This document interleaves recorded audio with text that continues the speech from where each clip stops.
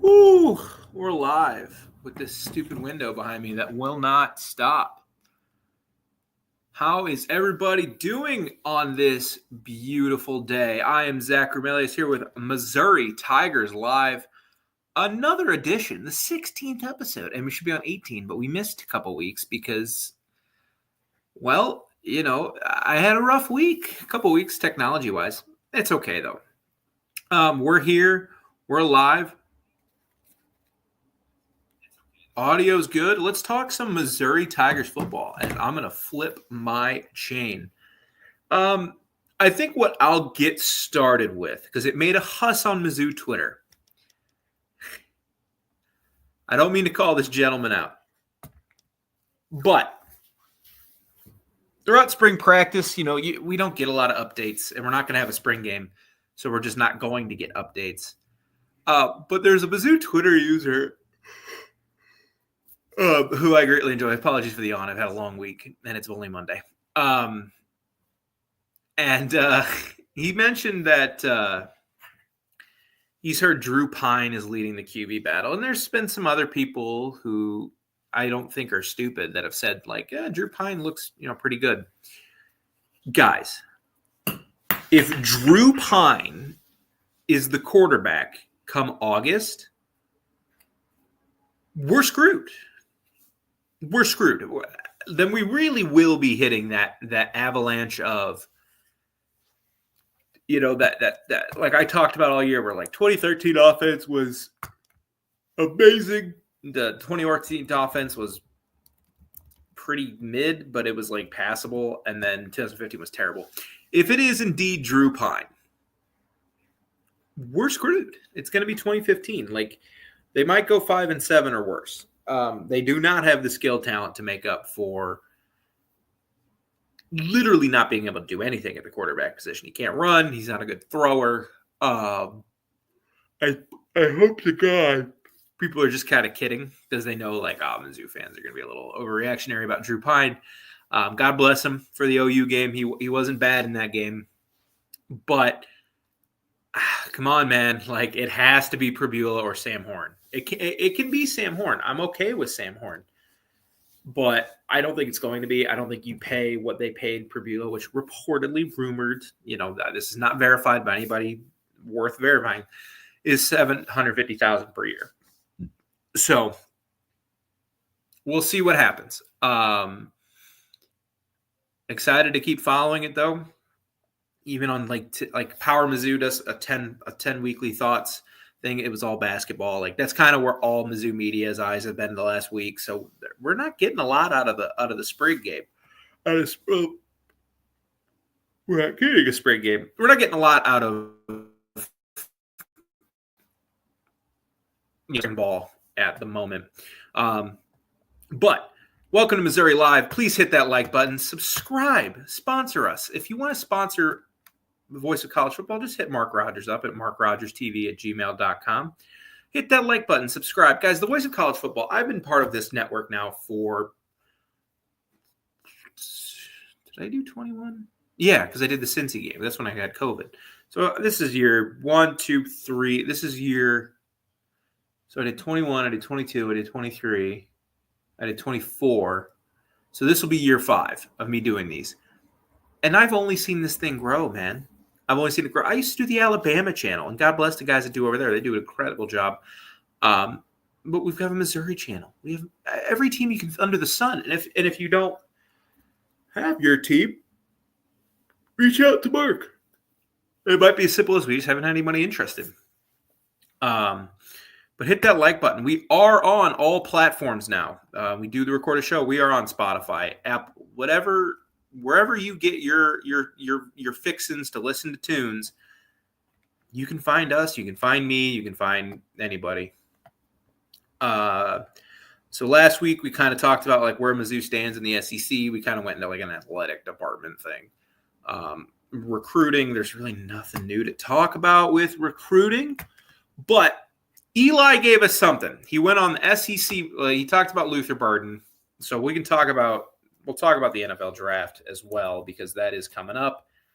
Mizzou's going to have probably 2 first-round picks, but we'll get into that. So, and that kind of ties into this. So, Eli went on SEC Mike's podcast, and he said this a couple times, that he thinks this is the most talented team he's had in Columbia. I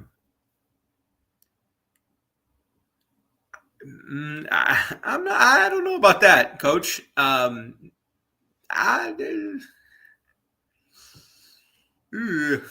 don't know. Like this off, we've talked about it 100 times, and we have 6 months, 5 months actually. No, 5 months. 5 months. 5 months. To talk about how this offensive line is going to break down with Tollison and Green, but then are you going to replace Johnson and Membu with Johnson? 100 other things. We have time to talk about whether the individual pieces. Is this the most talented team Missouri is going to have under Eli? Probably not. I know everyone wants to look at the offensive weapons that the 23 team had. You had Luther Burden. You had Theo Weiss, who were still around last year. Cody Schrader. You even had Armand Membu, who's going to be a first-round pick. We'll get into it. Defensively, you had a first-round pick at Darius Robinson, and you had a ton of dudes all over the field. But I think so. Everyone wants to pay attention to the stars, Luther and Schrader and some of these guys. But defensively, it probably is his most talented team.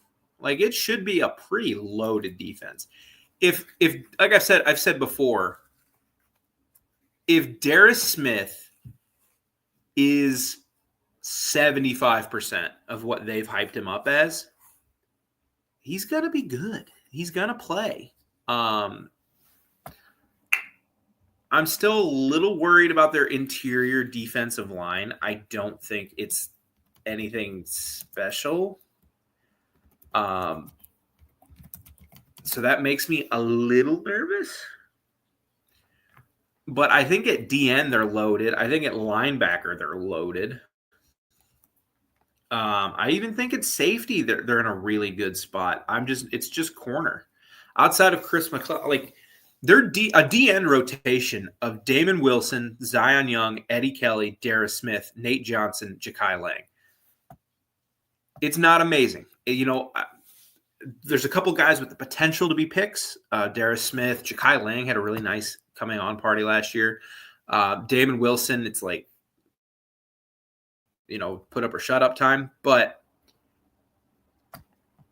like, these are talented guys. These are talented DNs. Like, so he might not be too far off when looking at the defense. Looking at the defense, let me retweet that we are live.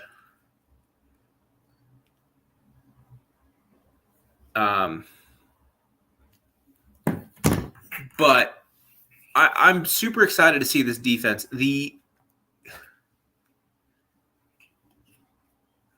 linebacking core, I think, is deep. We'll see. It remains to be seen how talented it is. Again, we have 5 months to go over and break down everything. But if it's just on paper, a linebacking core of Josiah Trotter, Tristan Newsom, Mackay, Khalil Jacobs, Jeremiah Beasley, Nick Rodriguez. Yeah, you're pretty hyped about that. And then corners, Stephen Hall and Dryden Norwood. I'm very excited. This safety room,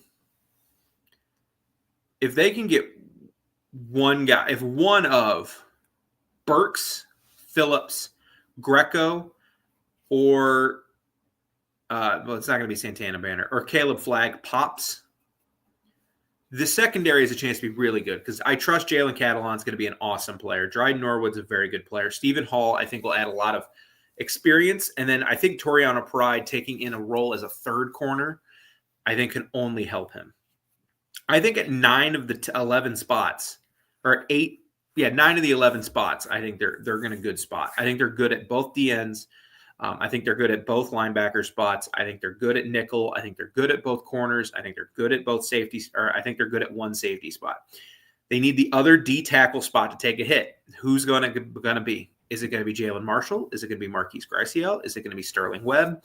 Is it going to be somebody they may pick up in the portal, in a month? I'm not sure. We know Chris McClellan's a good player. They need 2 more guys to step up for that room to be what you need it to be if you want to not just get run over in the SEC. But yeah, offensively, is this his most talented team?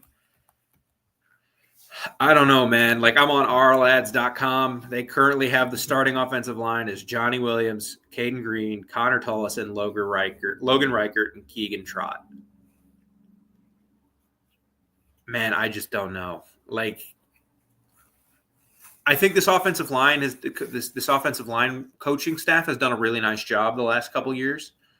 After forgive me, I'm not remembering the guy's name. He left for Purdue, and he was just a disaster. Our O-line sucked every year he was here. But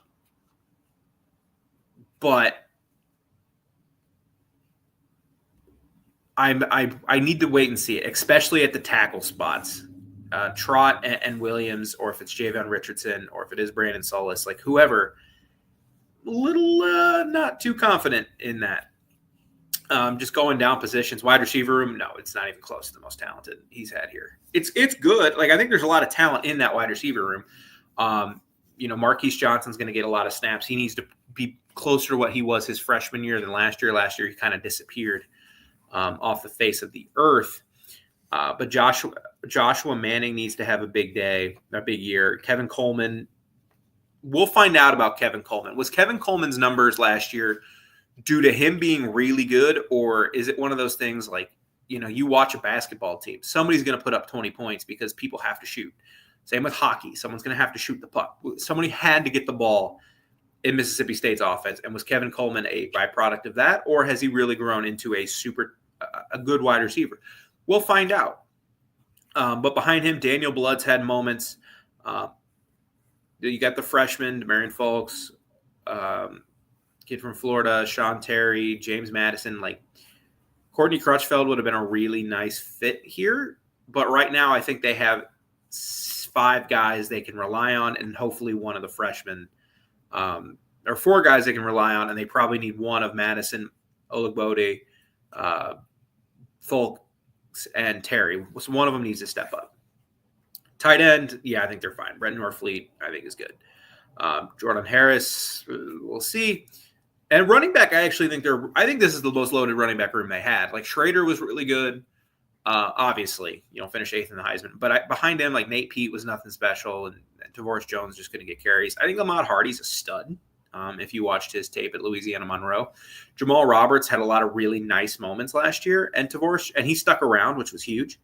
And Tavoris Jones can do some things, and they really like the freshmen they have. So I think at some spots they are. Like, I think at running back, this is the best running room they've had. Quarterback, look, Brady Cook did a lot of really nice things. And I'm not saying Bo Pribula is better than Brady Cook, because we just haven't seen it. But he's more talented. We just have not seen it from him yet.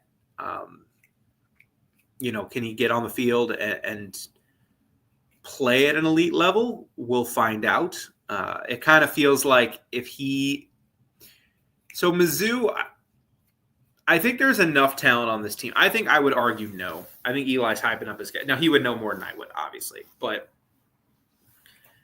it's more talented than last year's team defensively. I do think, I do worry that if Pribula is not a top half SEC quarterback, this team could really, really struggle offensively next year. Like, not be bad, be like disastrous if Pribula struggles at all. I'm not a huge fan of this offensive line as of right now. The wide receiver room, I think, is talented, but we're going to find out pretty quickly in the year. Like, we're week 2, Kansas. Like, if you're an SEC team that expects to win 8 games every year, and I think that's a fine baseline for Missouri, 7-8 wins. Some years you might be better. You might win 10 games, if the schedule breaks right. And some years, because of these super conferences, the schedule's not going to break right. And you're going to be talented enough to win 8 games, but you're going to win 6. I think a team like you'll see like that this year is OU. Like, OU, if Mateer hits and he's a good quarterback. That legitimately could be a top 15 team in the country. They might go 7-5. Like, just with these super conferences, it's going to, same with Florida. Like, Florida has all the momentum in the world, and they might go 8-5 again. And it's still like a good year because their schedule's loaded. When you have Texas and you have Ole Miss and you have, and you do play Georgia, and you, who else did they play last year? They didn't play. You have LSU. Like, it's just going to be hard to. In Florida State, like, they just have all these, and they play Miami again, and it's just going to be hard to win games some years. But I think a good baseline for Missouri is 8 wins. And if you expect to be that kind of program to win 8 games year in, year out, you got to beat Kansas. You just have to beat them. Like, you can't do what you get against Kansas State. Kansas State is a program that routinely sits in the top 20. They've won a Big 12 title recently. They've played in some big bowl games. Like, Kansas just hasn't. I mean, they've had good years, like 8 wins at Kansas. 8 wins at Kansas is basically a Hall of Fame level year. 8 wins at Missouri should be not expected. Like, you know, it's like, oh, like, yeah, we're cruising for 8 wins, but it should be the goal at least every year is to get to 8 wins. And that can include a bowl game. It can include going 8-5. That's fine, especially in a year like this where it's a bit of a reset. You know, we'll find out more as camp goes on. And if I keep hearing good things, my expectations will go up. I'm looking at this roster. I have it right in front of me, a depth chart from our lads. And I can see myself when we get in July being talked into this being a 9-win team, especially with the schedule they have. So we'll find out. Defensively, I do think this is the best roster he's had at Mizzou. Like, I think they're offensively, defensively they're loaded at 9 spots. 1 D tackle and 1 safety spot I'm a little nervous about. I think they're really good at corner. I think they have 3 corners that they trust. I think they have 6 defensive ends they think can get to the passer. I think they have 6 linebackers they really want to play, and I think Jalen Catalon is awesome. He's an awesome player. He's been in college forever. He was really good at Arkansas, Mizzou fans. If you remember him at Arkansas in 2020, he was disgustingly awesome. So it's just going to be a wait to see on offense. Like, what are they going to be offensively? But Eli's super excited, you know, and Eli's an excitable guy. You know, he's not I know he got his rep as like an offensive guru. We saw the first 3 years he was here at Mizzou. In terms of calling plays, there are coaches that can scheme. Like, there's a difference. There's a difference between coaches who can scheme up plays, and he normally does a really good job of working schemed up plays for slot receivers. Dominic Lovett in 2022 comes to mind because Lovett's really good, but he was scheming the heck out of him. And Luther in 2023. And there's a difference between being really good at scheming up plays and drawing on a chalkboard and actually executing play to play, down to down, knowing what plays to call situationally. That's what makes guys like Lincoln Riley, or at least was Lincoln Riley, and like, I guess a better example is Sarkisian, you know, DeBoer at Washington. It's not only do you have like a bunch of awesome calls and you just know what to do. It's also about knowing when to call them, where to call them, and having the players to execute what you draw up. He just wasn't good at that. But I think Eli does a really good job of motivating. I think he's done a great job of building culture. Guys are going to leave. They just are. But you don't see a ton of Mizzou starters leaving. And when they do, he does a great job. Like Nwaneri leaving for Nebraska. That stunk. It was a huge hit. Your 5-star in-state prospect that you basically caused a Twitter war over with Oklahoma leaves. And you immediately fill it with dudes. Same with Jaylen Brown. He goes to South Carolina. He's going to play opposite Dylan Stewart. If there's one place I'd want to play DN in the college football this year, it is opposite Dylan Stewart because that kid is amazing. But they filled it and maybe more talented. We'll find out as this season goes along. But I don't think I agree with his most talented. Not yet, at least. We'll find out. But you are listening to Missouri Tigers Live. I am Zach Ramirez here for probably another 15 minutes or so. We are in the dregs of the offseason, folks. So we are finding things to talk about. But you can still subscribe. We're still here. There's still things to talk about, clearly. Next, we'll talk about is the NFL draft. You're seeing a lot of mock drafts go around. You're seeing a lot of positivity for Eli as he's making the rounds to talk about Luther Burden. Tom Fornelli, though, at CBS Sports, does not have Luther Burden as Missouri's top 10 pick. It's Armand Membou. 2 months ago, Membou was a guy, not even 2 months ago, like 3 months ago, I guess.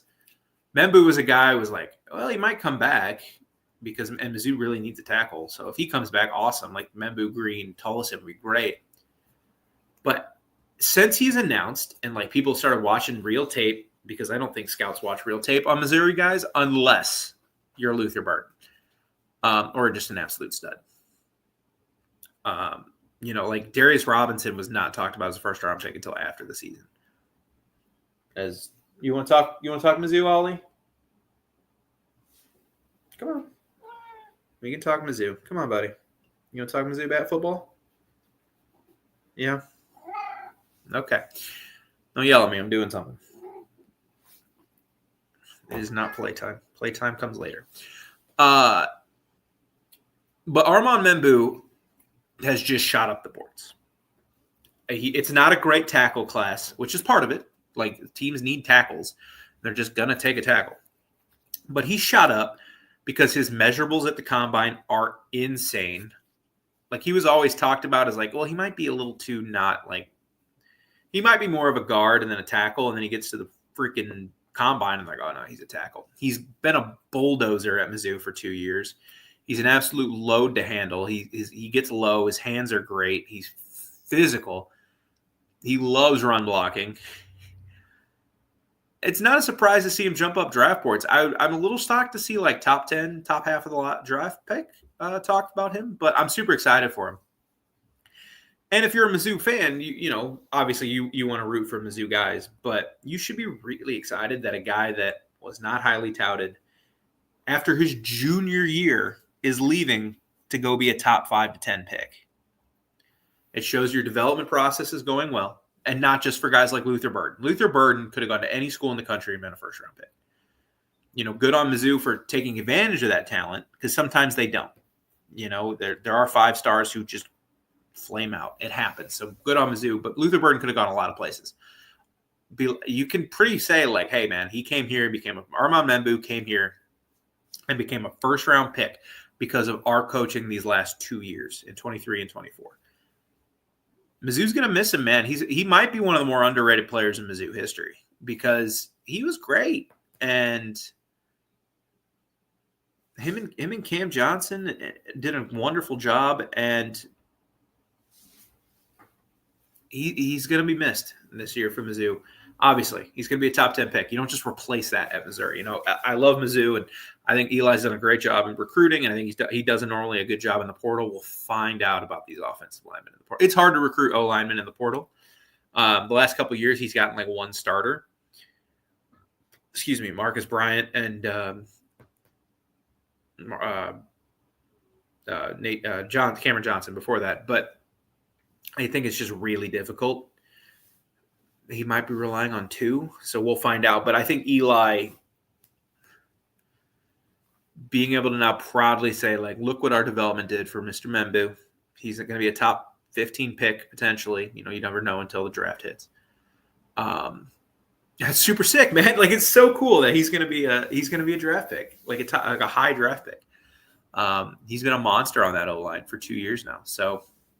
And then the other guy, it's going to Luther Burden. He's kind of fallen in between like that middle to end of the first. Kind of depends what teams need. Like Luther Burden's a first-round talent. If he doesn't go in the first round, it's not because he's not a first-round guy. It's just because teams identify other needs. This is not a very good receiver draft.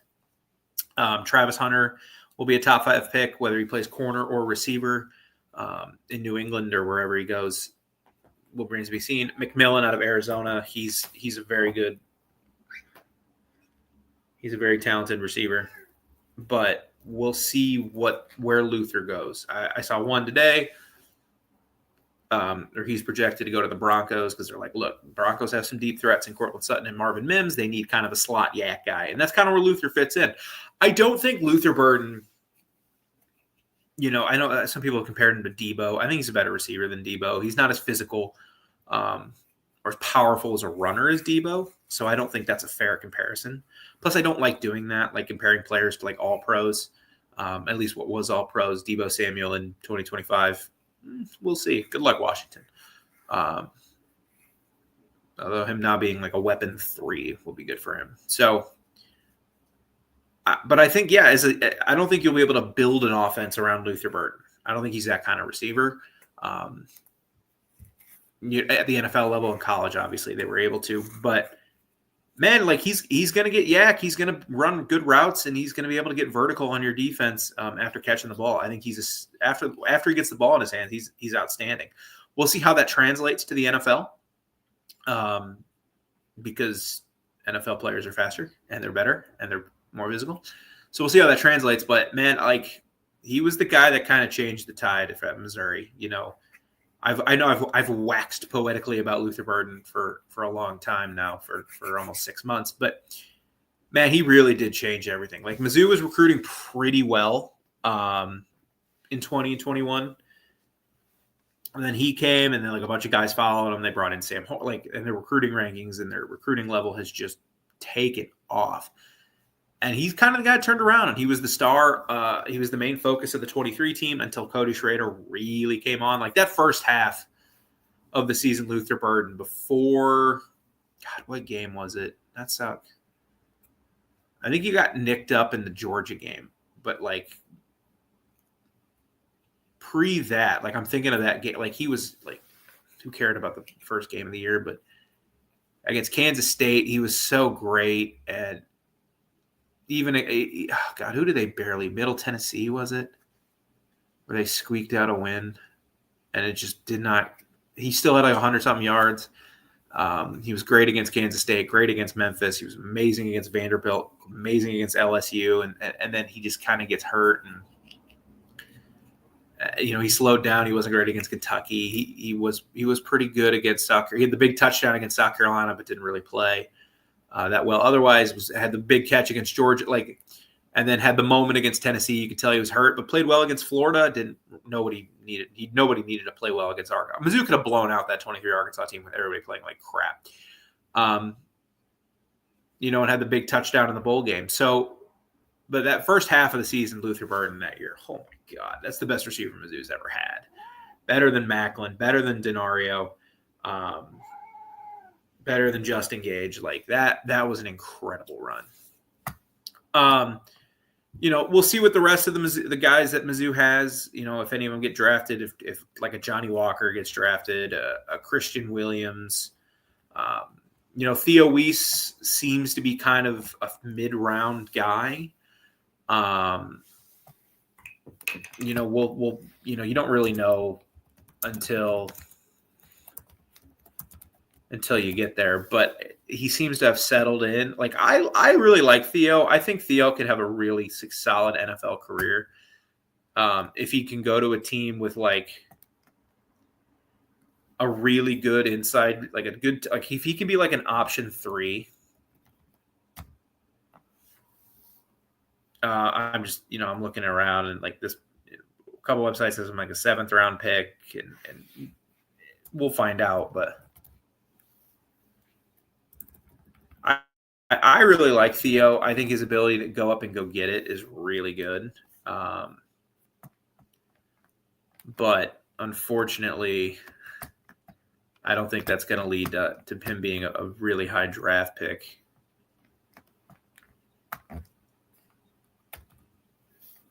But I think he'll get an opportunity, and we'll see if he can make the most of it.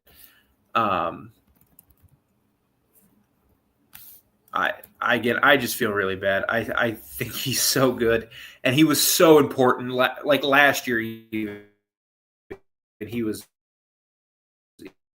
great. Like, yeah, I'm not seeing. I just got like a spreadsheet up, but I'm not seeing any Johnny Walker real like hype for him, unfortunately. But I thought Walker was really good. I'm shocked he didn't even get an invite to like the combine, because I think he's his motor is so crazy that I don't know. I'm not an NFL scout, so unfortunately for NFL scouts, like I'm not an NFL scout because I'd be really bad at it. And we still have some time until the draft, so we'll definitely be revisiting this topic even after the draft, because it is important for Missouri to put guys into the draft and put guys high in the draft, especially guys like Luther Burden. It's important for Luther Burden to get drafted because it's like, hey, you can come here as a talented kid. It doesn't matter where you go, we can get you drafted. Because that's ultimately what a lot of these kids care about, is getting drafted.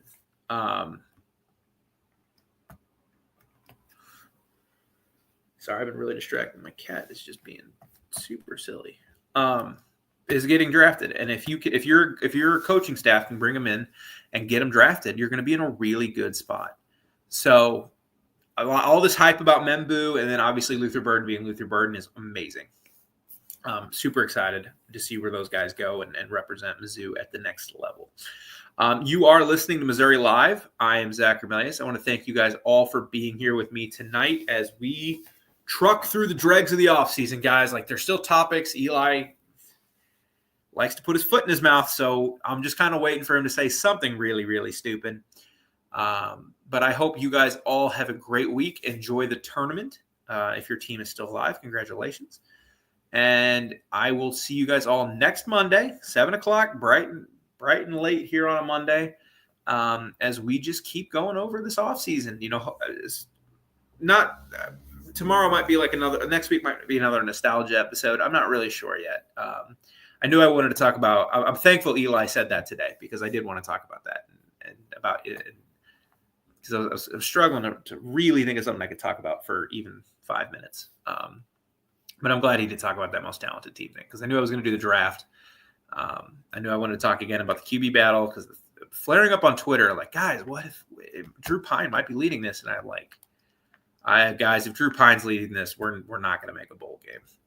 They're not good enough at any position to make a bowl game. So thank you guys all for being here. MIZZOU. Have a great week, and we'll be back next Monday.